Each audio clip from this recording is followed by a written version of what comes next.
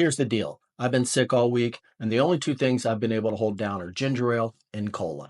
And if the Democrats in Annapolis, Maryland have their way, each one of these 16-ounce bottles is going to cost you and me 32 cents more.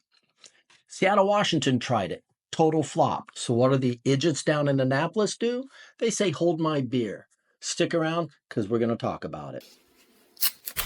I'm Doug, and this is Dying to Retire. A Maryland resident for almost 40 years, my career's been a wild ride. And I recently retired from one of those three-letter agencies where, as a manager, but also a fiscal conservative, I often had to do analysis on dumb ideas pitched as if they were the next best thing to sliced bread. And today I'm tearing into Maryland's proposed soda tax, a 2-cent per ounce tax on Gatorade, Coca-Cola, and even Diet Dr. Pepper. And they swear it's for the kids and for the $3 billion budget mess they recently got us into. But with all the recent federal layoffs stacking up, and they're only getting more, NGOs are being cut, which is not a bad thing. Grocery bills are soaring and something stinks. This should be a warning to every state, and Maryland's the guinea pig, but your state and your fridge could be next. Is this a health fix, a cash grab, or just a scam in a can? Stick around, what this means to your wallet, and you won't believe the numbers. Here's the deal.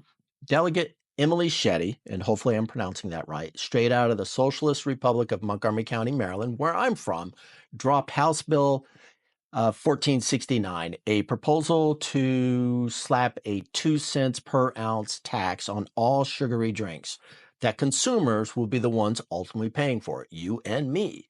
Now, Shetty's and her backers think this tax will bring an estimated $500 million for the state by 2026. 189 for school meals, 50 million for childcare, and 210 million for the general fund to help pay down that $3 billion deficit. Just think about it. A 12-ounce can is going to be 24 cents more per can. A 2-liter bottle, $1.34. A 12-pack, $3 more. Now, Shetty calls this a health win. From a miner's detail, a Maryland news political blog, Ryan Miner calls it taxation by the ounce. I call it and see it as really a nanny state cash cow that's very similar to what Michael Bloomberg did in New York City for his soda ban, but this time with a price tag. Now, Maryland residents and anyone traveling to and through the state will feel the pain in restaurants, fast food joints, and bars, not just grocery stores. Hell, you can throw in Royal Farms, Sheetz, and Wawa as well, Huawei, whatever you want to call it, as well, who just invested heavily here in Montgomery County and in Maryland. They're all going to take a hit. Fox News Baltimore got Maryland residents raging when they asked about it, and they were screaming no more taxes, the residents, not Fox News. But does this really help the kids? Wait till you hear Shetty's pitch and why it's got some holes in it. Shetty's hawking House Bill 1469 as it's a cure-all, as she did in the early March hearing. It's going to fix pediatric obesity, diabetes, and some cancers. All things that she's pinning to the drinks that, hey, she's calling it the devil's juice. Not the lack of exercise for our kids, not the lack of PE and other classes in schools. Nope, it's solely the soda's fault. Not couch potatoes. Hey, no one's to blame, right? So, but funny thing is, isn't that why Trump tapped RFK Jr.? Because he's going to work on fixing our junk food and get us healthier alternatives like the ones you see in Europe. Nope, she went too straight, let's tax them, and folks will cut back. That's her mentality. That's the nanny state she's doing. Her so-called experts love to point out that in Philly, a 1.5-cent tax raked in $400 million. They also said it reduced consumption in that area. Or did it? People are not dumb. The ones that could just got up and went out of the suburbs to go buy their sodas. Those who could not, the most vulnerable in the suburbs, were the ones who fronted most of that $400 million. So the poor actually paid for all of that stuff. Kind of the opposite what she's saying it's going to do. Now, Shetty estimates that $500 million in new tax revenues, could fund school lunches and childcare and patch the budget. Now, Shetty is the typical Socialist Republic of Montgomery County, Maryland. in a typical manner, that I should say, essentially said, if you don't want to pay the tax, don't buy it. Well, that's kind of like saying if you don't want to have to pay for air, don't breathe. But hold on. Soda has been banned in Maryland schools since 2006, almost 20 years. So, what kids are we trying to help? Is the state again trying to play parent? Just like when Michelle Obama did her lunch fiasco and kids got tasteless slop, not healthy food in reality, and more often than not, just skipped school provided meals. HB 1469 supporters say it will help the disenfranchised communities hit by soda ads. Really now. Sounds good, except for low income and laid off workers are just piling up in this area, and their families are watching Happy Meals basically creep up to $20 per meal. Health is nice, but if you can't pay for it, who's got the cash? Residents and businesses are not happy. Next up, this could backfire big time in the state of Maryland and beyond. Now the pushback. No more taxes. No, no, no. Marylander told Fox News Baltimore.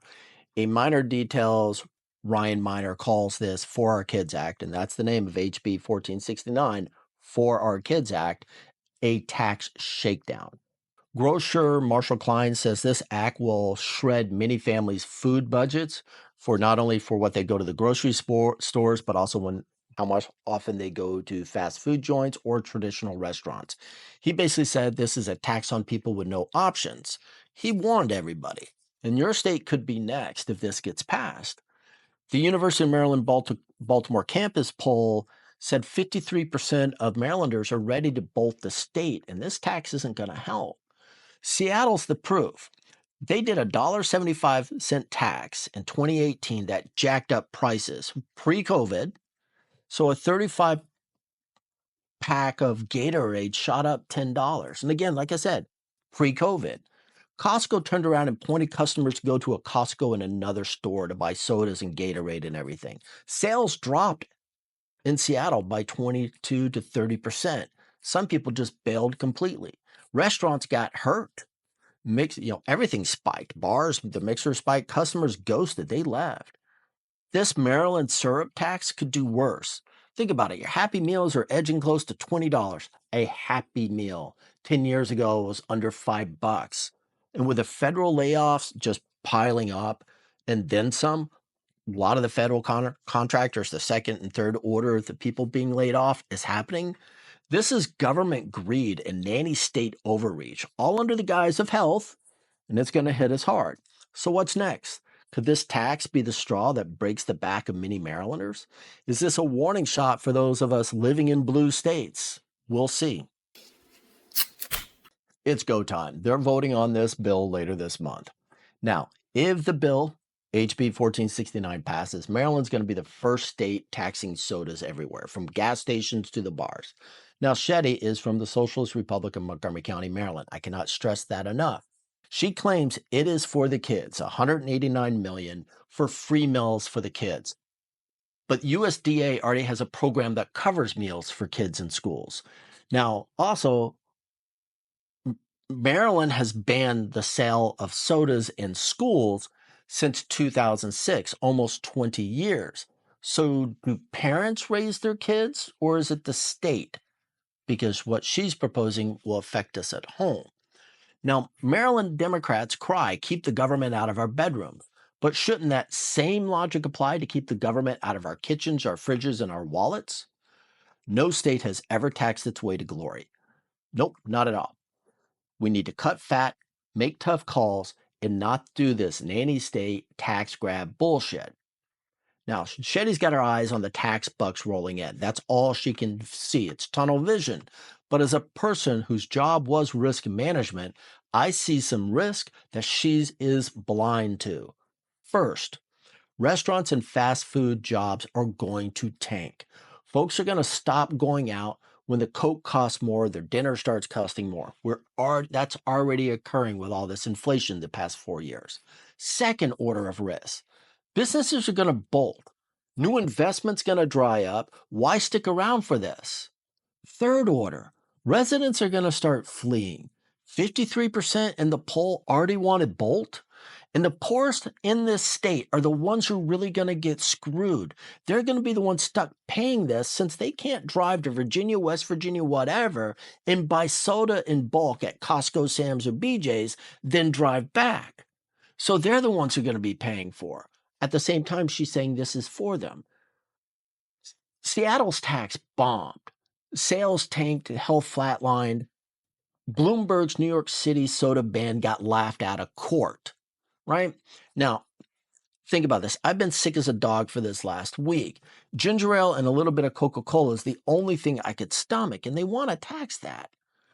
Jobs are going out fast in this Maryland, D.C. area. Costs are climbing. Eggs are going down, thankfully. But recently, about 1,300 well-paying jobs just evaporated in Montgomery and Prince George's counties alone. Is this bill's intent to make kids healthier or to break Marylanders' backs? So, Maryland soda tax, health fix or wallet wipe? To me, I see it more as the Seattle, Washington, Costco mess on steroids. It's a full state tax shakedown.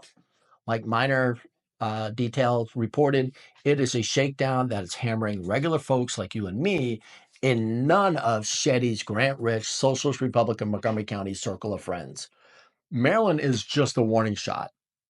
Don't let this crap happen to your state. So what do you think? Comment below. If you found value in this episode, smash that like button and subscribe.